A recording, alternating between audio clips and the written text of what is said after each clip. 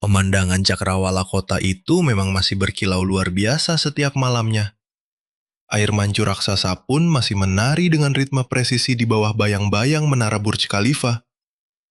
Di permukaan, segalanya tampak sempurna tanpa cacat.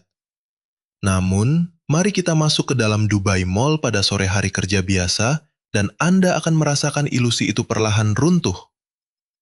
Toko-toko memang terbuka lebar, musik berputar, dan penyejuk udara bekerja dengan sangat baik.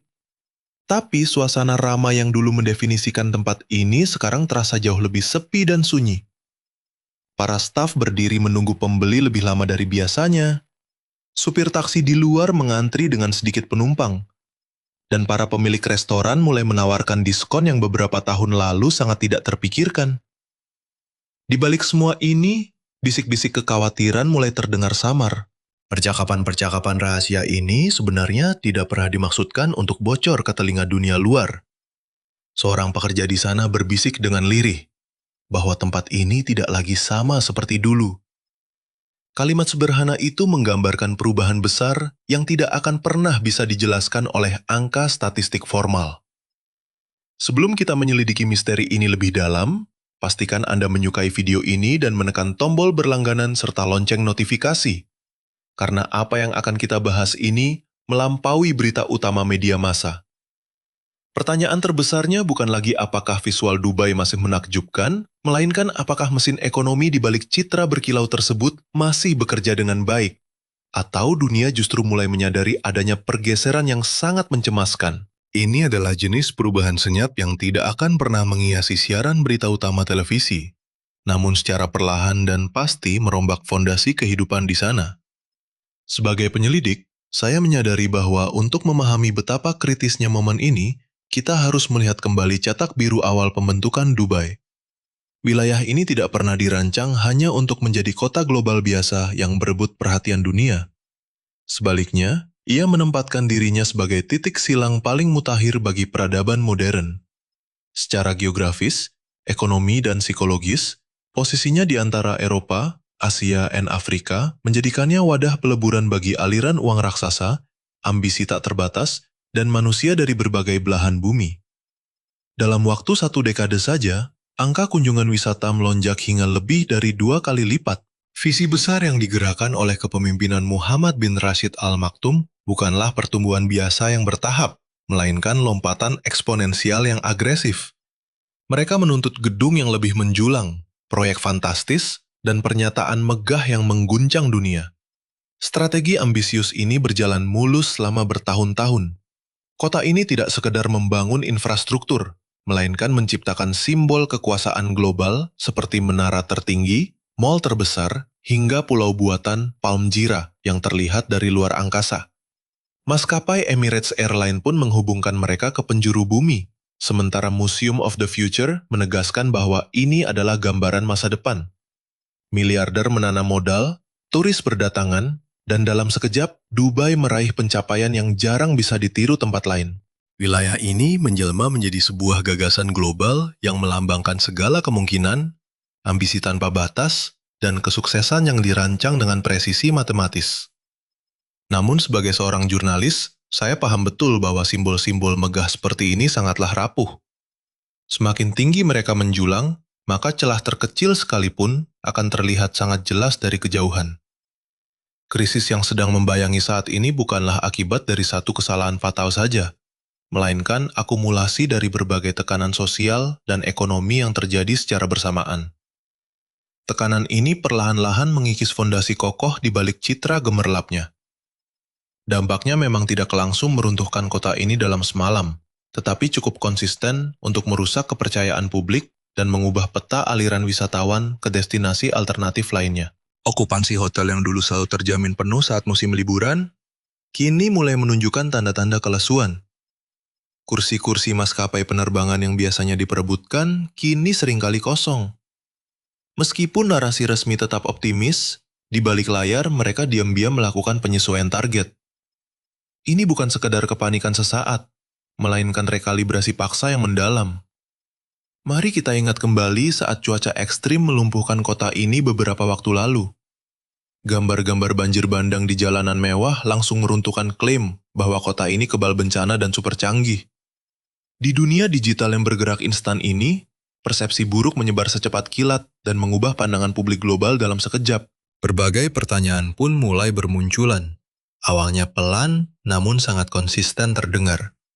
Jika segala sesuatu di kota ini dibangun dengan kesempurnaan mutlak, apa yang akan terjadi ketika kondisi alam global mulai berubah tak terkendali? Namun, sebagai jurnalis investigasi, saya menemukan bahwa masalah sesungguhnya jauh lebih mendalam dari sekedar cuaca ekstrim. Tekanan paling nyata justru bersifat struktural, di mana biaya hidup sehari-hari meroket ke tingkat yang sangat sulit diabaikan. Biaya sewa tempat tinggal kini berubah dari pengeluaran biasa menjadi beban finansial terberat bagi warganya. Di kota yang mayoritas penduduknya adalah ekspatriat, fenomena ini sangat berbahaya karena jika para pekerja profesional dan pemilik usaha kecil mulai merasa tercekik, seluruh ekonomi akan lumpuh. Pada saat yang bersamaan, karakteristik para pengunjung yang datang ke kota ini pun mulai mengalami pergeseran besar. Industri pariwisata global kini jauh lebih kompetitif dibandingkan masa-masa sebelumnya. Destinasi-destinasi wisata menarik di wilayah Asia dan Eropa mulai menawarkan alternatif liburan yang memadukan keterjangkauan biaya, kekayaan budaya asli, serta pengalaman otentik yang mendalam. Wisatawan modern sekarang jauh lebih selektif dalam membandingkan pilihan mereka, di mana nilai ekonomis dan keaslian budaya menjadi prioritas utama. Dalam kompetisi ketat ini, posisi tawar kota gurun ini tidak lagi sekuat dulu.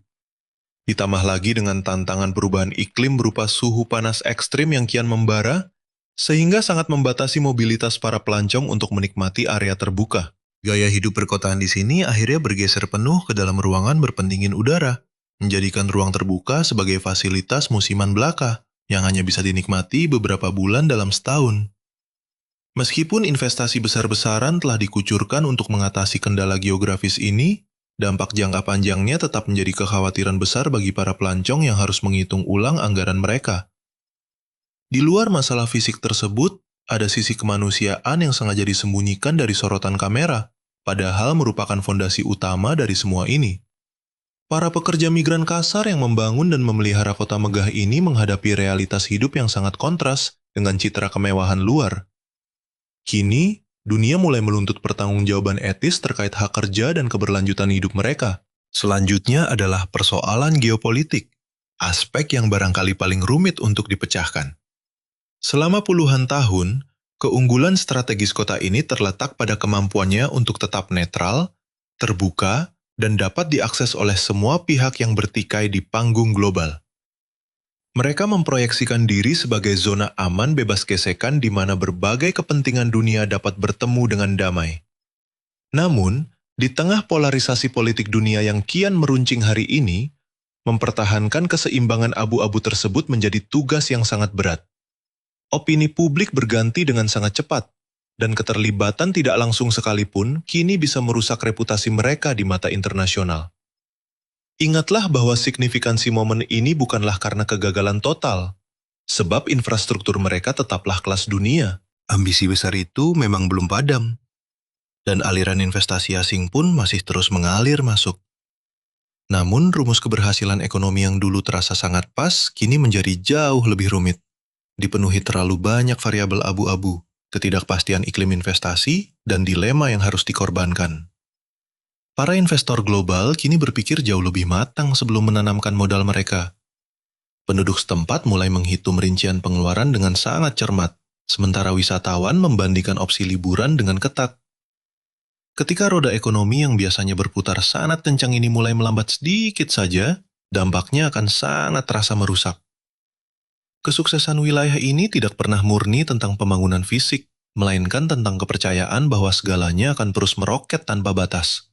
Hal ini membawa kita pada satu pertanyaan inti. Dubai bukan sekadar kota, melainkan sebuah janji bahwa dengan visi, modal, dan eksekusi kuat, keajaiban bisa diciptakan dari kehampaan.